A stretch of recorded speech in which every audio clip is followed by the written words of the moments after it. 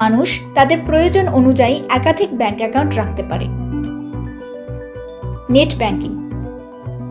আর্থিক বিশেষজ্ঞদের মতে 3টির বেশি সেভিংস অ্যাকাউন্ট খোলার পরামর্শ দেওয়া হয় না, কারণ তখন এই অ্যাকাউন্টগুলি পরিচালনা করা কঠিন হতে পারে। এইসব অ্যাকাউন্টে ন্যূনতম ব্যালেন্স থাকাও জরুরি। অন্যদিকে যদি কিছু সময়ের জন্য এই সেভিংস অ্যাকাউন্টগুলিতে কোনো কার্যকলাপ না থাকে, তবে ব্যাংক অ্যাকাউন্টটিও নিষ্ক্রিয় হতে পারে। এই ধরনের পরিস্থিতিতে ব্যাংক অ্যাকাউন্টের লিমিট একজনের প্রয়োজন অনুসারে নির্ধারণ করা উচিত।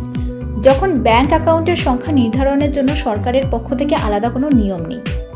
আজকের যুগে বেশিরভাগ মানুষেরই অনেক ব্যাংক অ্যাকাউন্ট আছে।